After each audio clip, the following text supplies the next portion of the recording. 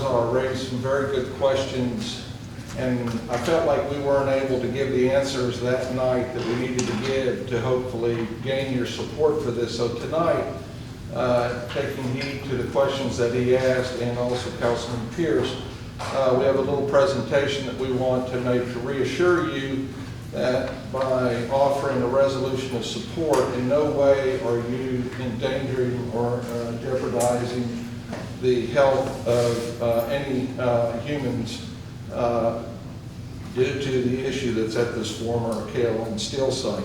So this is KLN Steel site prior on the top. That was originally Friedrich Air Conditioning. The buildings have been removed, the property's been cleared, and as you can see down below, August 2020 is one of the 2 new buildings that have built, and they're already about to start leasing those buildings out. You can see part of our remediation system there that's still ongoing, cleaning up the water, and all of the recovery wells that are out there. It's still an ongoing groundwater remediation system. So a little summary quickly of what's been done to date out there. First of all, as I said, we've demolished the original Friedrich Air Conditioning warehouse buildings. So that's gone. That eyesore is no longer present on the landscape. We came in, we identified areas that needed to be remediated in the soil. We excavated over 5,000 cubic yards of soil. That soil was treated, the chemicals were removed, and the soil was put back in place, so we no longer have any chemicals of concern in the soil. And that's been reviewed and blessed by the state. In the groundwater unit, there are over 7,400, almost 500 gallons of product, the old solvent that was used by Friedrich that was removed from the groundwater. We're down to just about done removing that product out of the ground. We've also implemented a process in the groundwater where we inject these microbes and nutrients. I think Mr. Salazar asked, what are we injecting in the ground? These are natural organisms that live in the ground. We have them in our wastewater treatment plants to treat the sewage. When we flush the toilet and the material goes down, the same microbes we put in the ground to eat these chemicals. We also put, like hydrogen peroxide, the same thing that you put on your sores and stuff, into the ground to help create nutrients and for these microbes to live and to also to eat up the chemical mass that's there. So that's what's been done in these 5 injections. The groundwater has been monitored since 2008, so we've been out here a long time, 12 years, looking at this. Groundwater data from the past 3 years after the treatment process is showing a significantly declining trending concentration, and the actual plume in the groundwater is starting to shrink. So the plume is laterally delineated and shrinking. The other thing that was brought up about was exposure, and these are good questions to ask. So the state of Texas has us evaluate certain exposure pathways. These are the ways that we as humans can be exposed to the chemicals that are present at the site. The first one is groundwater ingestion. Second one is inhalation of volatiles. So this would be like if you ever filled your car with gas, which we all have. We smell the odors from the gas. That's the volatilization process. So we have to protect the population from inhalation. We also have to prove that the groundwater is not discharging to surface water. This was one of Councilman Salazar's concerns, that we could have discharges going into the surface water. The state has determined that that exposure pathway is not complete, meaning that surface water that contacts the site no longer comes in contact with the chemicals that are still in the groundwater, 20-something feet below the ground surface.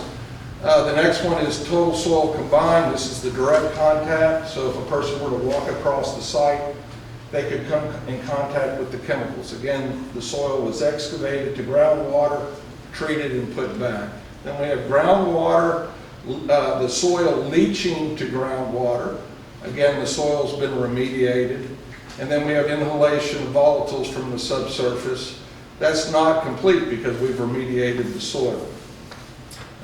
Next one is surface water exposure, and it's not complete because we have no surface water bodies on the property. So there's no pond or anything that's there that could have the water from this that's contaminated. The last one is a requirement that if there's phase-separated hydrocarbons, non-aqueous phase liquids as it's called, then we have to remove those to the extent practical. That's what's currently ongoing and will be ongoing into the future until the state says you've removed all of these chemicals. So there's still an ongoing requirement for the NAPL and the groundwater remediation and monitoring to go into the future.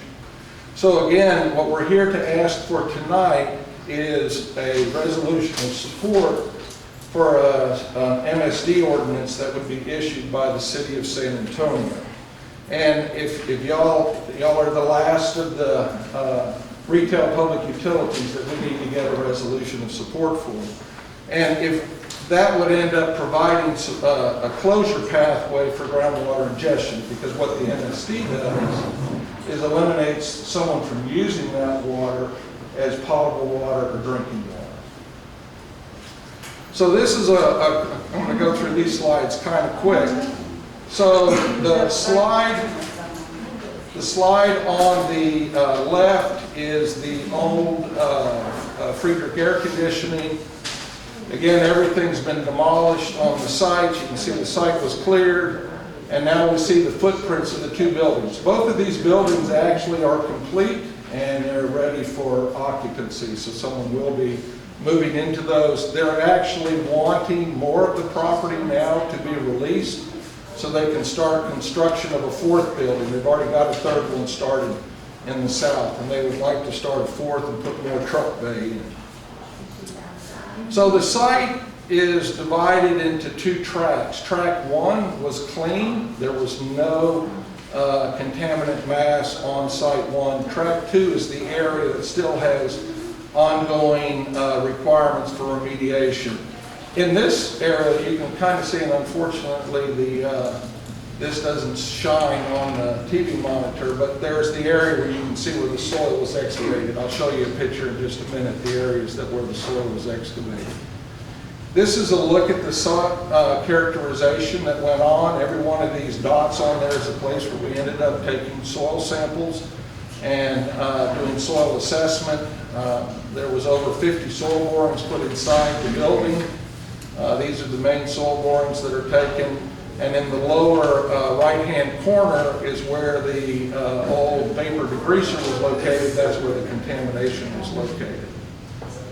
And one of the concerns that was originally asked by the TCQ, also raised by Councilman Salazar, was about surface water runoff. And so surface water runoff from the site follows these blue arrows, and they run over to a drainage swale that runs along the property and goes over and exits, and we'll see in just a minute.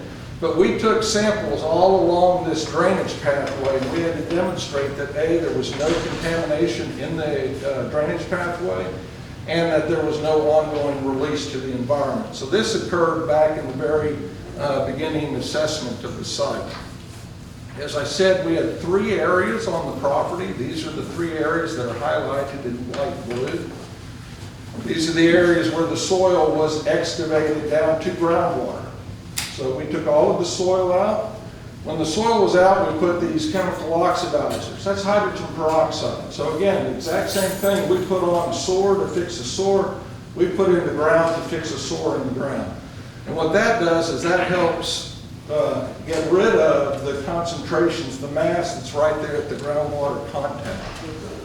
These are some pictures of the remediation efforts that went on out there, pictures of the excavation that went on. The purple material is something called potassium permanganate. Again, it's something we add to our water treatment system to treat water so we can drink the water. It kills things in the water. So these are chemicals that are normally used in our day-to-day businesses. We use them out here.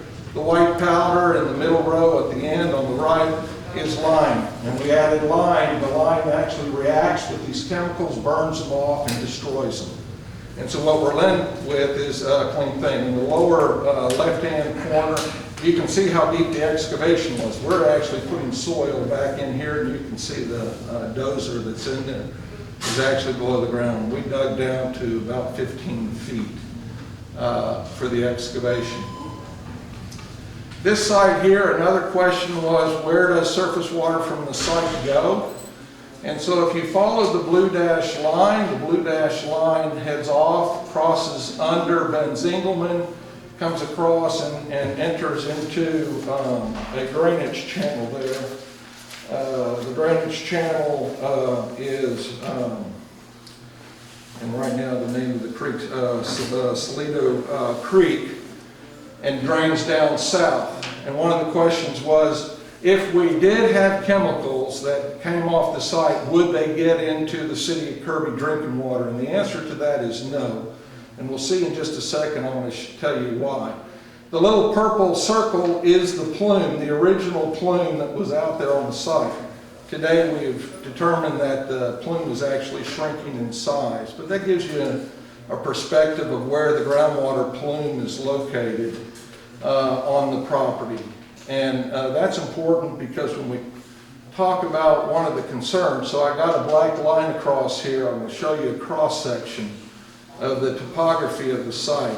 And if we start from the left-hand side, that's North Pan Am Expressway or Interstate 35 as it runs along the west side of the property.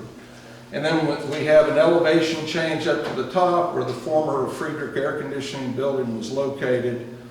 And then as we continue to move in the direction of groundwater flow, because the contamination was on the right side of the building, as we go in the direction of groundwater flow, you can see that the elevation of the surface rises in the cross-section of where the plume is. And you can see that we have no contact between groundwater and surface water. And so what Councilman Salazar asked the question about, what about during a flooding event? Could we have an issue during a flooding event? And the answer is no, because if this property were to flood, and it doesn't, this property hasn't flooded, the water, if it pooled on top of it, is going to create a downward pressure, not an upward pressure. And so the surface water would actually infiltrate in and not exit out of the groundwater. Again, groundwater is heading in the direction of the groundwater flow. We have 12 years at